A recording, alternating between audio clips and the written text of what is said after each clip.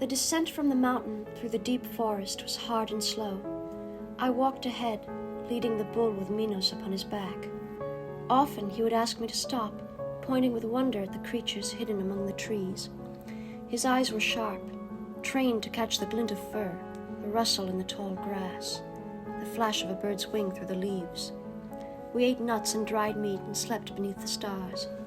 Soon the forest would thin and open toward the sea. I arrived at a busy port, and I covered myself with a cloak to avoid suspicious looks. My feeling told me that the city was Byblos, and I'd rather mind talking.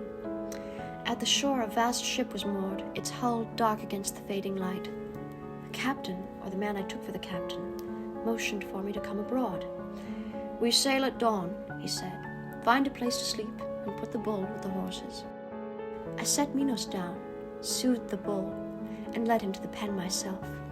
I fed him, returned to my corner, gathered my son in my arms, and slept, ignoring the curious eyes upon us. At dawn I woke to chaos. Shouts above deck, hurried steps, the crack of ropes. People stared upward in terror. "Pirates!"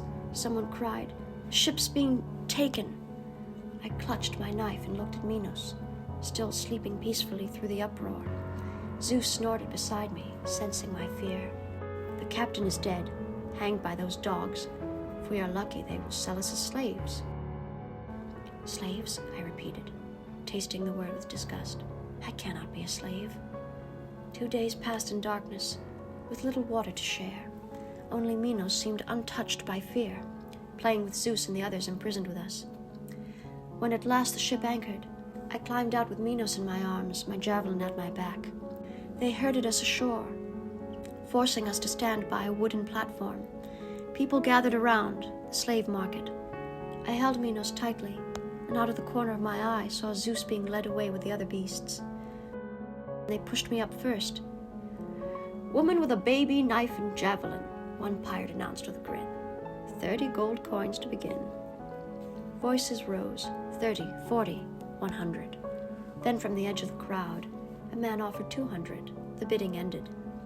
I was shoved from the platform toward my new master. "My bull! Zeus!" The bull heard.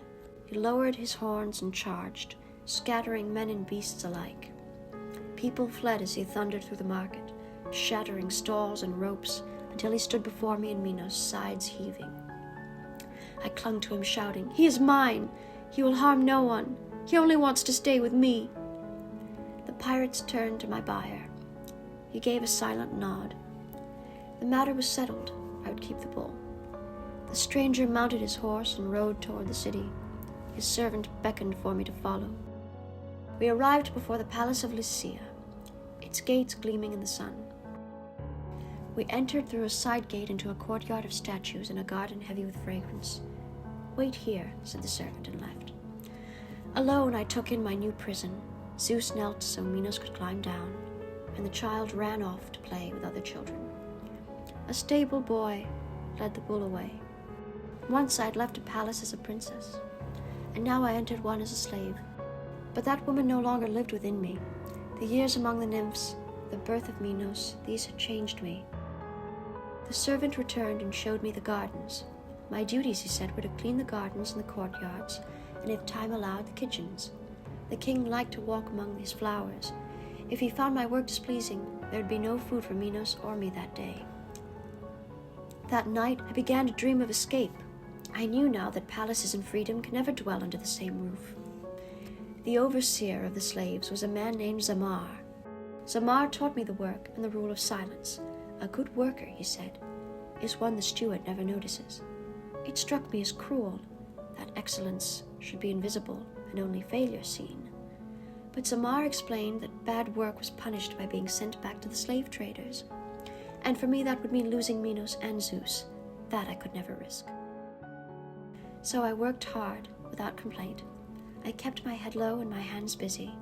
I endured the sight of Zeus, wounded and bloodied from the hardest labors of the palace. Each evening, when my chores were done, I went to tend him, washing his wounds, feeding him, whispering our secret plans for freedom.